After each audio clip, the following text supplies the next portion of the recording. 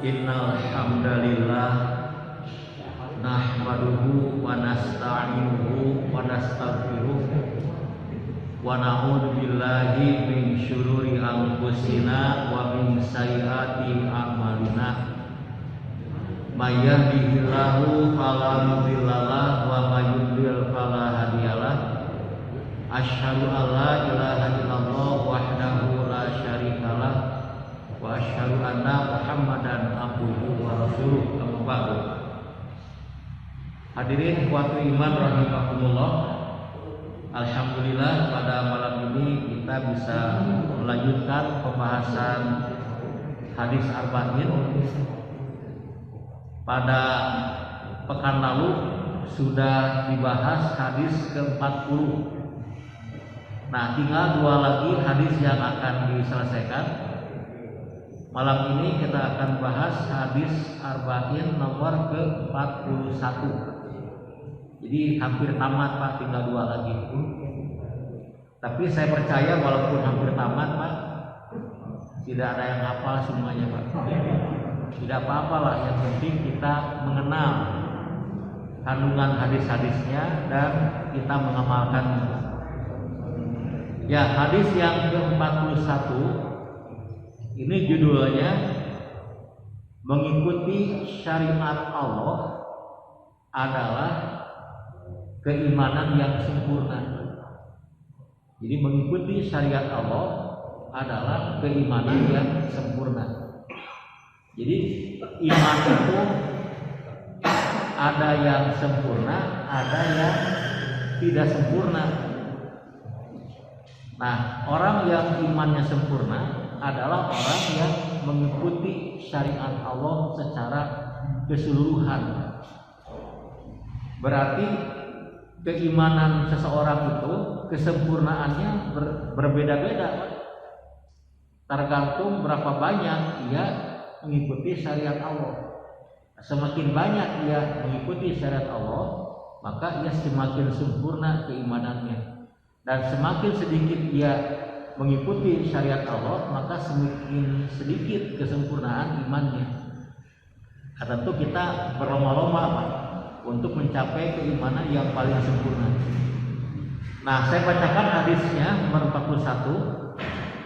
An Abu Muhammad Abdullah ibni Amr ibni As radhiyallahu anhu qala Rasulullah sallallahu alaihi wasallam, la yu'minu ahadukum hatta yakuna hawahu tabaan lima jitu bih.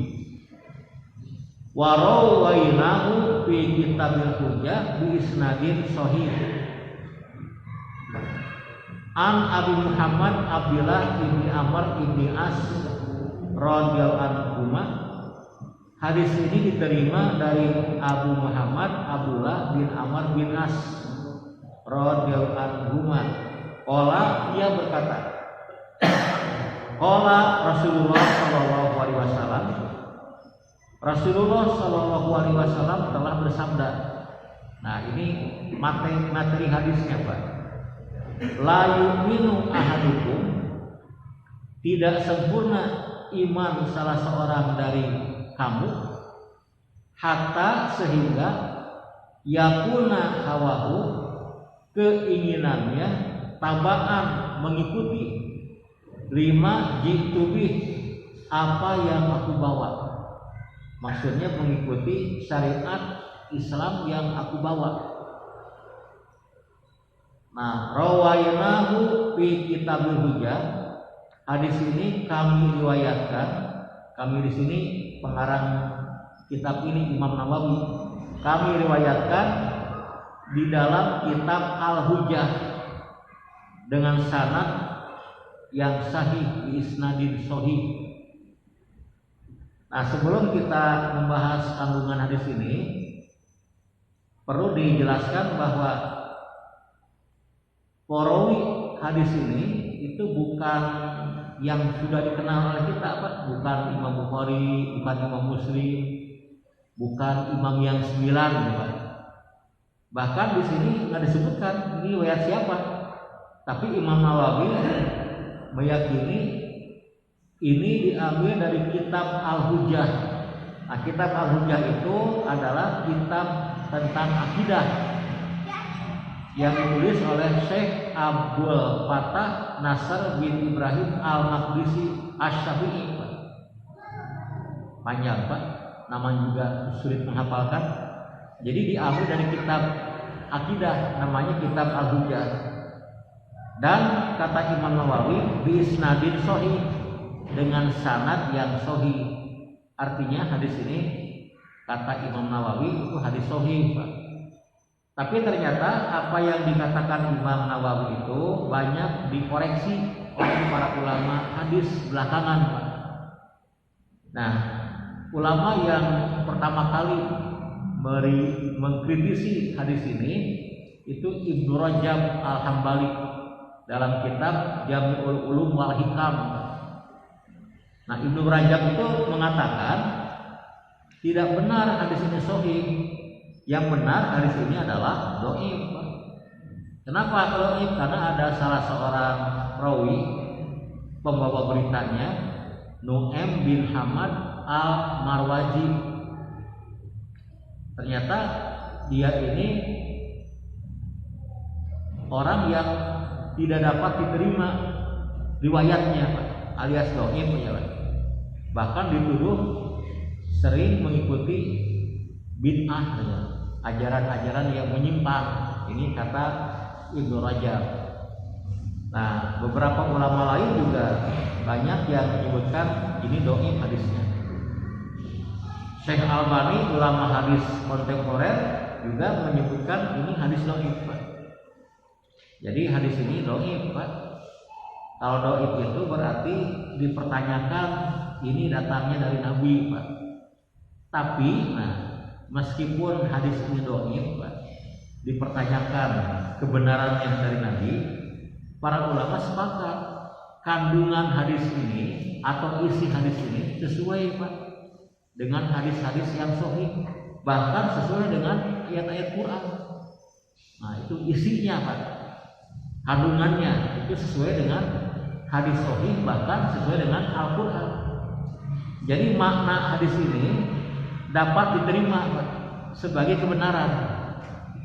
Itu aja. Makanya kita akan bahas apa maknanya. Nah, makna hadis ini adalah la yu'minu ahadukum, tidak sempurna iman salah seorang dari kamu, dari kita ya, hatta yakuna hawahu tabaan bima yu'ti, sehingga keinginannya mengikuti syariat Islam yang aku bawa. Ini jelas tadi. Sebagai orang yang beriman tentu wajib mengikuti syariat Islam yang dibawa oleh siapa? Ya oleh Rasul, oleh Nabi kan. Jadi beliau ini kan sebagai Nabi dan Rasul diutus ke dunia untuk menyampaikan risalah Islam kepada umat manusia. Nah, orang yang beriman itu harus membuktikan keimanannya dengan mengikuti syariat Islam. Ini mah harga mati, Pak, tidak bisa tawar-tawar, Pak. Nah, jadi hadis ini walaupun dhaif tapi isinya sesuai dengan hadis dan ayat-ayat Quran yang lain. Nah, pada malam ini saya akan menyampaikan, Pak, ayat Quran sajalah yang lebih sahih daripada hadis, kan, yang mendukung kandungan hadis ini. Nah, kita ambil misalkan dalam surat An-Nisa ayat 59 yang sudah terkenal, Pak, ayat ini. An-Nisa 59. Allah berfirman, "Ya ayyuhalladzina amanu atiiullaha wa atiiur rasulah wa ulil amri minkum. Fa in tanazza'tum fi syai'in farudduhu ila Allahi wa rasuli in kuntum tu'minuna billahi wal yaumil akhir dzalika khairu wa ahsanu ta'wila." An-Nisa ayat 59. Ya ayyuhalladzina amanu, wahai orang-orang yang beriman. Jadi seruan bagi orang yang beriman, Pak. Yang tidak beriman mah tidak usah mengikuti seruan ini, Pak. Bagi orang beriman, atiullaha, taatlah kamu kepada Allah. Orang yang beriman itu diseru untuk taat kepada Allah. Apa artinya keimanan tanpa taat kepada Allah, Pak? Yang kedua, wa atiur rasul, dan taatlah kamu kepada Rasul. Tidak ada artinya orang beriman tapi tidak taat kepada Rasul. Wa ulil amri minkum, dan kepada ulil amri di antara kamu. Nah, ulil amri itu menurut Ibnu Katsir ada dua. Pertama adalah umaro, yang kedua ulama. Umaro itu ulil amri, jadi penguasa, pemimpin yang mengatur urusan keduniaan, Pak, kemaslahatan di dunia. Sedangkan ulama itu adalah kaum cerdik pandai yang memahami ajaran Islam untuk menyampaikan kepada umat manusia. Jadi taatlah kepada Allah dan taatlah kepada Rasul dan ulil amri di antara kamu. Nah, kemudian hadirin, kalau kita lihat ayat ini, orang beriman itu wajib taat kepada tiga, Pak. Kepada Allah, kepada Rasul, dan kepada ulil amri. Tetapi ada perbedaan antara taat kepada Allah, kepada Rasul, dan kepada ulil amri. Dalam ayat ini, Pak, perintah taat kepada Allah dan kepada Rasul itu dua kali diulang. Atiullaha, taatlah kepada Allah. Wa atiur Rasul, dan taatlah kepada Rasul, diulang kan? Artinya apa? Taat kepada Allah dan kepada Rasul bersifat mutlak, Pak. Harga mati, Pak, nggak bisa tawar-tawar lagi. Begitu kita tahu ini adalah ajaran Allah, ini ajaran Rasul, maka kita wajib taat tanpa harus mempertimbangkan apa-apa. Yakini taat kepada Allah, kepada Rasul adalah sebagai konsekuensi orang beriman. Tapi, nah, ketika menyuruh taat kepada ulil amri itu tidak menggunakan atiu, Pak. Nggak begini, Pak, nggak begini ya. Atiullaha wa atiur Rasul wa atiu ulil amri. Tegenahan, Pak. Cukup wa ulil amri minkum. Jadi tidak menggunakan atiu untuk taat kepada ulil amri. Apa artinya? Artinya taat kepada ulil amri bersifat relatif, nisbi, Pak. Tidak mutlak. Jadi tidak semua perintah ulil amri harus kita ikuti. Wajib diikuti kalau perintah ulil amri ini benar, sesuai, Pak, dengan ajaran Allah dan Rasulnya. Nah, ketika perintah ulil amri itu bertentangan, menyalahi ajaran Allah dan Rasul, maka tidak boleh taat kepada ulil amri. Itu menariknya. Kita beri contoh, Pak, ya. Contoh sederhana, misalkan ulil amri kita itu membuat aturan, Pak. Aturan yang benar, wajib kita taati. Misalkan di Indonesia, Pak, ya, kalau kita di Indonesia, Bapak kalau naik mobil, Pak, naik motor, itu jalannya kan di sebelah kiri, Pak, di kiri kan. Tapi kalau Bapak pergi ke Amerika, ke Eropa, di mana, Pak? Di kanan, Pak, ya. Ada yang pernah ke Eropa apa di sini, Pak? Belum ya, sama apa belum? Tapi yang saya tahu kalau di Eropa itu di kanan, kan, Pak? Di kanan, setirnya di kiri kan, Pak, ya? Mobil Eropa kan. Tapi ketika di Indonesia itu di kiri, setir di kanan, kan, gitu, Pak. Nah, tidak boleh kita membangkang, Pak, itu taat, wajib. Cuma saya, tidak ada di Quran hadisnya lah. Mana ayat Quran hadisnya tentang kalau jalan di kiri? Nggak ada, itu bid'ah, Pak, itu keliru, Pak. Itu aturan pemerintah yang benar, yang tidak bertentangan masalah keduniaan, kan. Nah, kita wajib taat kepada mereka, Pak. Dan saya mah tidak mendukung pemerintah sekarang, tidak milih mereka, Walaupun tidak milih Pak, wajib kita taat kepada ulil amri. Kalau sudah jadi suka ataupun tidak kepada ulil amrinya Pak. Beda partai, beda madhab Pak, ikuti Pak. Ini contoh. Contoh yang kedua sekarang misalkan Pak. Nah sekarang ini kan pemerintah kita ulil amri itu membuat aturan ketika menghadapi pandemi COVID Pak. Umat Islam termasuk bangsa Indonesia harus mengikuti menjalankan hidup sesuai dengan prokes Pak. Ya 5M, memakai masker, mencuci tangan, menjaga jarak, menghindari kerumunan, membatasi mobilitas Pak. Yang keenam adalah lagi Pak, mengikuti vaksinasi misalkan Pak. Nah ini aturan yang benar Pak. Kenapa? Sejalan dengan Quran. Al-Quran menyebutkan wala tulhiku amwal wala tulku bi aydikum ila tahluka. Janganlah kalian menjerumuskan diri ke dalam kebinasaan. Itu Quran Pak. Hadis mengatakan la dororo wala diroro. Janganlah kalian bertindak yang membahayakan diri dan orang lain. Jadi kalau kita hidup di masa pandemi tanpa prokes itu bisa membahayakan, bisa menjerumuskan ke dalam bahaya terpapar COVID kan Pak. Nah pemerintah membuat aturan prokes itu sesuai dengan Quran dan hadis. Wajib kita taat. Jangan sampai wah mana dalilnya pakai masker. Nah ya. Di zaman Nabi juga tidak ada masker ya Pak. Tidak ada Pak. Nah ini wajib Pak taat pada ulil amri ketika aturan yang mereka keluarkan sejalan dengan Quran dan hadis Pak.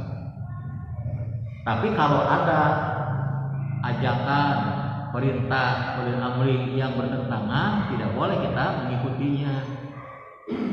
Ya dulu kan tahun berapa tuh 80 90-an Pak. Pemerintah kita itu membuat program SDSB Pak, sumbangan dana sosial berhadiah Pak. Itu kan Pak ya. Dan sampai hari ini saya belum pernah menang Pak, tidak pernah nyumbang. Kenapa? Karena SDSB itu dinilai sebagai perbuatan haram Pak, sama dengan apa ya judi Pak, gambling kan. Nah ketika pemerintah kita menganjurkan agar kita itu membeli kupon SDSB, nah kita tidak boleh mengikuti Pak. Kenapa? Sebab itu bertentangan dengan ajaran Allah dan Rasul, bertentangan dengan Quran hadis Pak. Itu haram. Untung Pak tidak lama usianya kan Pak, karena para ulama sudah langsung memberikan tanggapan dan kritikan. Pemerintah alhamdulillah Pak nurut Pak kepada para ulama, bubar aja Pak, bubar SDSB walaupun sayangnya belum menang Pak ya. Nah itu Pak, wah itu Pak banyak orang yang ikut SDSB tujuannya bukan menyumbang olahraga Pak, ingin menang hadiah aja, ingin dapat hadiah. Tujuannya kan bagus Pak untuk membantu memajukan olahraga, sebab olahraga di kita itu tertinggal. Main bola eleh wae cenah Pak. Ternyata udah ada SBW eleh hanger Pak. Nah ini contoh dia. Nah kembali ke ayat ini, jadi taat kepada Allah itu mutlak.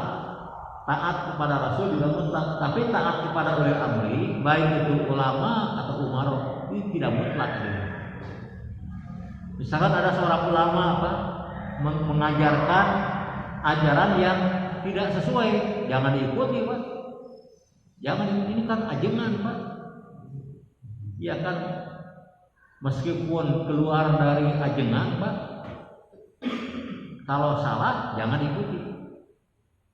Walaupun keluar dari bujur hayam Pak, kalau telur ambil Pak, namun tayana ulah gitu.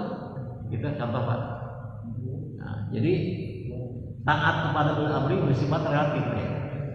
Nah, kita lanjutkan ayat ini, fa in tanazzatum fi syai'in. Apabila kalian berselisih dalam satu perkara. Nah, ini perselisihan kadang-kadang muncul di kalangan umat Islam.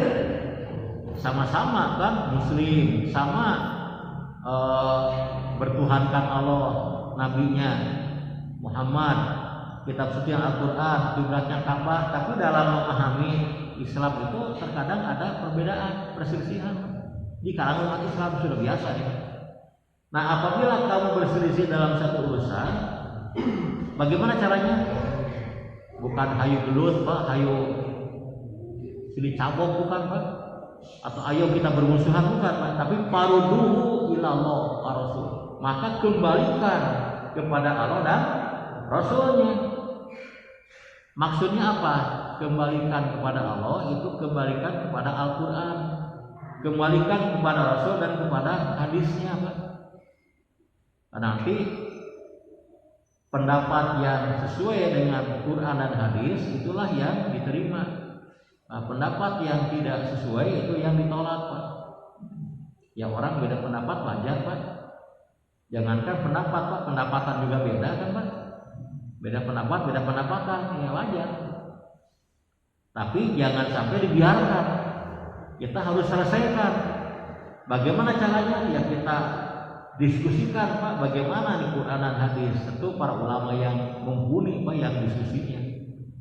Sebagai orang awam kita mengikuti pendapat ulama yang paling sesuai dengan Al-Quran dan hadis Pak. Nah, ini in kuntum tu'minuna billah wal yaumil akhir, jika kamu beriman kepada Allah dan hari akhir. Jadi mengembalikan perbedaan kepada Quran hadis itu bagi orang beriman Pak, kepada Allah dan kepada hari akhir. Kalau kita merasa beriman kepada Allah, merasa beriman kepada hari akhir, ketika ada perselisihan jangan dibiarkan. Kita cari solusinya, kembalikan kepada Quran dan hadis. Nah, dalika khairun, hal itu adalah lebih baik daripada dibiarkan ya. Wa ahsanu ta'wila, dan sangat bagus akibatnya Pak. Jadi baik dan bagus akibatnya. Ini saya kira surat An-Nisa ayat 59 ya.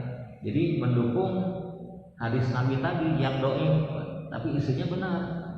Jadi orang yang beriman itu wajib mengikuti syariat Islam, taat kepada Allah dan kepada Rasul, juga kepada ulil amri. Nah, ketika ada perbedaan pendapat, maka kembalikan kepada Allah dan Rasul. Kalau kita merasa orang beriman itu lebih baik daripada dibiarkan. Ini mungkin perlu dijelaskan hadirin kenapa umat Islam itu berbeda pendapat Pak. Ya ini mungkin sudah dari sananya Pak. Ada hikmah di balik beda pendapat itu Pak. Salah satu hikmahnya membuat orang rajin belajar Pak, rajin menyusun ilmu Pak, membuka kitab-kitab Pak, membaca pendapat para ulama, mendiskusikan Pak, itu jadi hikmahnya Pak, jadi berkembang ilmu. Ini kenapa orang beda pendapat? Ini banyak faktor hadirin. Ini salah satu, saya udah beberapa sebab. Sebab pertama Pak ya, yang paling saya tahu Pak, pertama berbeda menafsirkan Quran. Itu walaupun ayatnya sama, beda penafsiran bisa jadi beda pendapat. Contohnya dalam surat Al-Maidah ayat 6 tentang wudu Pak ya. Itu ada ayat begini kan, wamsahu biru'usikum Pak. Dan usaplah kepalamu. Ini ternyata ada 3 pendapat Pak. Imam Syafi'i mengatakan mengusap itu cukup sebagian aja Pak. Mengusap, coba kalau Bapak disuruh coba usap tembok Pak, apa semua diusapan Pak? Sebagian cukup Pak. Menyapu, mengusap, coba sapukeun tah halaman Pak. Tidak semua Pak yang ada sampahnya aja kan. Mengusap kepala itu seperti neke Pak. Mau neke kan cukup sebagian, cukup kabeh tok Pak. Cukup sebagian aja Pak. Mau neke Pak. Ini bahasa Inggris Pak. Tidak usah semua dipapai Pak, karunya Pak.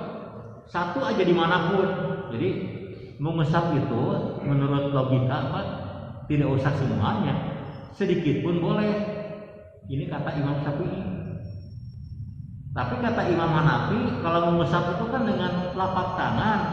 Ini kalau diusapkan ke kepala itu nggak sebagian, minimal seperempat kepala. Ini seperempat itu. Makanya kata Imam Hanafi, Pak, mengusap kepala itu seperempat, bukan sebagian. Kata Imam Malik, oh nggak bisa. Kalau mengusap kepala itu harus seluruh kepala. Itu mengusap yang benar. Nah ini kan berbeda dalam menafsirkan Al-Quran. Ini timbullah beda pendapat. Nah bagaimana solusinya? Nah, kembalikan kepada Allah dan Rasul. Kembalikan kepada Quran. Ya anger Quran begitu kan. Rasul bagaimana Rasul? Ternyata kalau lihat hadis-hadis Nabi tentang bagaimana beliau mengusap kepala, itu ternyata yang paling tepat itu seluruh kepala yang diusap oleh Nabi ketika wudhu, Pak. Jadi begini kan, jelas sebenarnya diusap seluruhnya, bukan sebagian. Meskipun sebagian itu sesuai dengan bahasa, tapi kalau lihat bagaimana Nabi mempraktekkan seluruhnya. Makanya Imam Syafi'i, Pak, walaupun beliau berpendapat sebagian kepala, tapi beliau mengatakan yang paling baik mah seluruhnya aja. Imam Syafi'i, Pak, yang berpendapat sebagian. Nah ini contoh, Pak, kembalikan kepada Allah dan Rasul. Nah itu menafsirkan Al-Quran, Pak. Yang kedua, menafsirkan hadis juga sama, Pak. Kadang-kadang hadis yang sama beda penafsiran jadi beda pendapat. Ini contoh, Pak, contoh sederhana gini, Pak. Dalam hadis dikatakan, Pak, adalah Rasulullah Shallallahu Alaihi Wasallam memulai sholat dengan membaca Alhamdulillahirabbil alamin. Bukhari, Pak. Bukhari ya. Bagaimana maksudnya, Pak? Maksudnya apa nih? Nabi kalau mengawali sholat beliau membaca Alhamdulillahirabbil alamin. Jadi tidak baca Bismillah, Pak ya? Kan gitu bunyinya. Nah ini ada 3 pendapat lagi, Pak. Pendapat pertama Imam Malik. Nah Imam Malik mengatakan yang dibaca oleh Nabi itu ketika sholat adalah baca Alhamdulillahirabbil alamin. Tidak pernah baca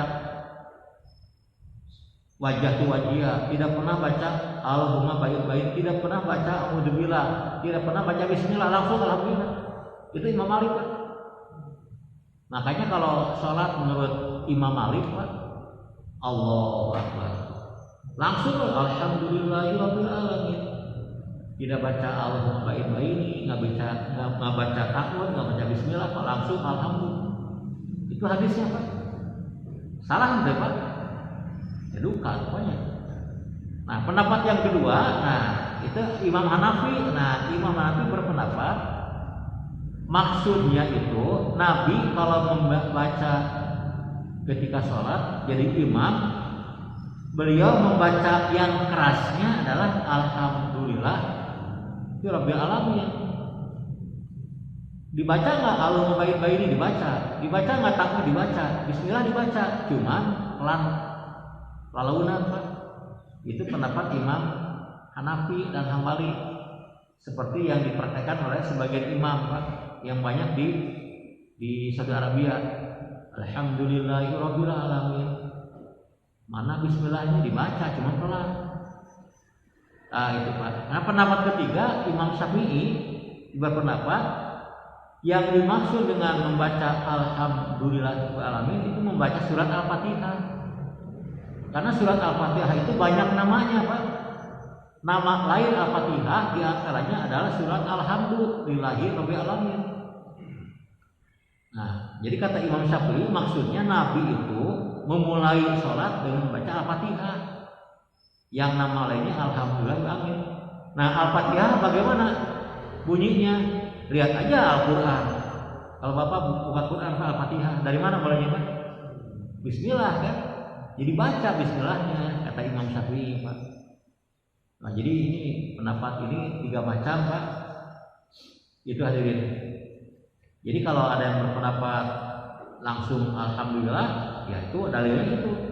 Yang berpendapat Alhamdulillah dikeraskan, yang lain pelan, itu dalilnya. Yang berpendapat Bismillah dikeraskan juga itu salah satu dalilnya, di samping dalil yang lain. Itu hadirin ini contoh ya. Jadi beda pendapat itu memang wajar gitu. Tapi kadang-kadang Pak ada beda pendapat yang benar semuanya Pak. Itu namanya ikhtilaf tanawu Pak, perbedaan variasi. Contoh Pak, misalkan kalau baca iftitah Pak, doa iftitah itu kata Imam Syafi'i adalah wajah tu wajiyah, itu pilihan Imam Syafi'i. Tapi kalau Imam Abu Hanifah itu pilihnya Allahumma baik-baik Pak. Mana yang benar Pak? Dua-duanya benar, boleh pilih mana aja. Itu namanya ikhtilaf yang variasi, bisa benar dua-duanya. Dalam kehidupan kita pun Pak, kadang-kadang ada pendapat yang beda tapi benar dua-duanya Pak. Contoh Pak, ada sebuah mobil Pak, mobil elep masuk jurang Pak. Ternyata yang selamat cuma 2 orang. Kata si A, yang selamat 2 orang. Kata si B, enggak 2 orang, semuanya selamat. Yang benar siapa Pak? Kata si A, yang selamat cuma 2 orang. Kata si B, yang selamat semuanya. Diperiksa teh, benar dua-duanya Pak. Dengan duaan Pak. Supir yang kena ya, cuma 2 orang kan. Jadi kalau mengatakan yang selamat cuma 2 orang, dengan duaan, semuanya ya 2 juga. Nah, contoh jadi bisa sama. Sama benarnya walaupun beda dalam mengungkapkannya. Si A mengatakan semuanya cuma 2 karena dia mengira cuma 2 orang, memang 2 orang kan. Jadi itu benar. Nah ini, jadi perbedaan dalam menafsirkan Quran dan hadis Pak. Nah ada lagi Pak penyebab yang lain, yaitu masalah hadis Pak. Kadang-kadang ada hadis yang sampai kepada seorang ulama tapi tidak sampai kepada ulama lain, sehingga ulama yang tidak menerima mereka jadi tidak tahu. Wajar. Dulu ketika Imam Hanafi, Syafi'i, Maliki itu hidup Pak, itu belum ada hadis yang lengkap dikumpulkan Pak. Masih dalam pencarian, belum lengkap terkumpulkan. Belum ada hadis Bukhari terkumpul Pak. Ya, jadi mereka mendapatkan apa yang mereka dapat Pak. Ya contohnya sederhana ini contohnya seperti Imam Hanafi Pak. Imam Hanafi berpendapat kalau kita sholat Pak, mengangkat tangan cuma sekali Pak, Allahu Akbar. Nah ketika ruku tidak angkat tangan, ketika sami Allah juga nggak angkat tangan, ketika bangkit dari rakaat kedua ke ketiga nggak angkat tangan. Padahal hadis-hadisnya itu banyak Pak. Sahih lagi Pak. Apakah Imam Hanafi itu menyalahi? Tidak Pak. Beliau tidak menemukan hadis itu, sehingga beliau itu ketika berfatwa Pak, berpendapat tidak ada angkat tangan kecuali pertama saja. Kenapa? Karena hadis-hadisnya tidak sampai kepada beliau Pak. Tapi kepada Imam Malik, kepada Imam Syafi'i sampai gitu. Bukan Imam Hanafinya yang bodoh, bukan Pak. Kalau tidak sampai bagaimana lagi Pak? Misalkan Bapak, kenapa Bapak tidak datang ke undangan? Saya tidak tahu, tidak menerima undangan. Sudah datang ya wajar Pak. Tapi kalau orang itu sudah menerima ya masih datang. Yang belum menerima nggak akan datang kayak gitu. Bukan salah Pak, tapi tidak tahu. Nah kita sebagai umat Islam tentu mengikuti angkat tangan seluruhnya Pak, karena hadisnya ada gitu. Ini contoh Pak.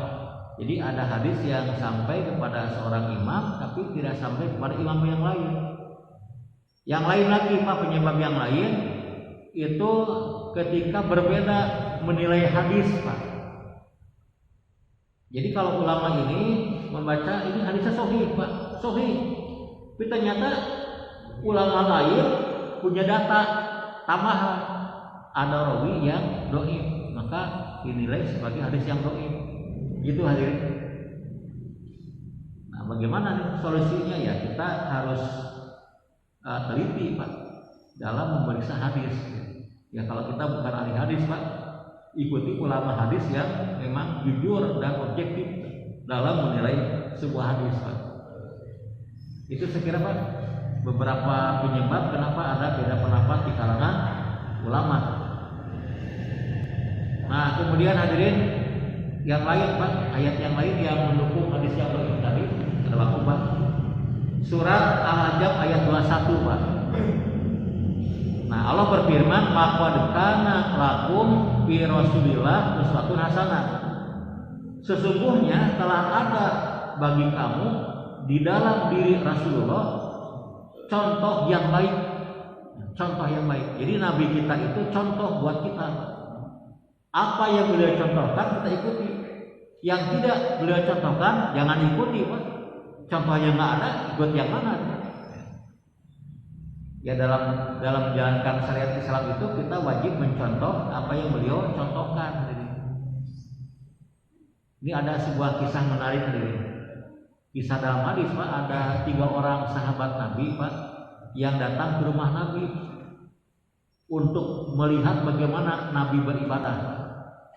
Nah, ketika itu Nabi tidak ada di rumah, yang ada istrinya. Tanya kepada istrinya, ini bagaimana kalau Nabi beribadah? Kata istrinya, wah luar biasa beliau. Beliau mah sholatnya banyak, saumnya sering, dikirnya sering, sedekahnya gede kan? Itulah Nabi. Nah, ketika sahabat ini Pak berpikir, Nabi itu kan ahli surga. Kalau kita belum tentu, maka kita harus lebih banyak daripada Nabi ibadahnya. Yang seorang itu berkata, saya akan puasa tiap hari. Yang kedua mengatakan, saya akan tahajud semalam penuh. Yang ketiga mengatakan, saya tidak akan menyentuh istri. Antep di gemerong lalur. Itu dari saya Pak terakhir. Nah, ketika mereka berkata, datang Nabi dan mendengar, aduh kalian ini ekstrim sekali ya. Demi Allah, akulah orang yang paling takut kepada Allah. Akulah orang yang paling rajin beribadah. Aku banyak puasa, tapi aku juga berbuka, nggak tiap hari puasa. Kalau kita kan sebagian hari kita berbuka, sebagian lain tidak puasa. Kita makan. Aku juga sholat malam, tapi aku juga tidur malam. Jadi malam Nabi itu sebagian pakai sholat, sebagian pakai tidur. Ya kayak kita kan sebagian pakai tidur, sebagian pakai tidur lagi, Pak. Nama tidur. Aku kata Nabi, Pak, rajin sholat malam, tapi aku juga tidur malam, nggak semalam suntuk. Aku juga punya istri, tapi aku juga rajin ibadah. Nah kata Nabi, waman rogiba an sunati, Palaisam ini siapa orang yang tidak senang dengan sunnahku, tidak senang dengan cara-caraku beribadah, itu bukan golongan aku. Tuh. Jadi ini hadirin sekalian, Nabi itu contoh buat kita. Jangan kita melebih-lebihi apa yang tidak Nabi contohkan. Dengan logika kan kalau puasa itu bagusnya tiap hari Pak, tapi ternyata salah Pak. La soma liman soma abadan. Tidak boleh orang puasa tiap hari Pak. Hukumnya haram Pak, haram jin Korea Pak. Ribu Pak tiap hari.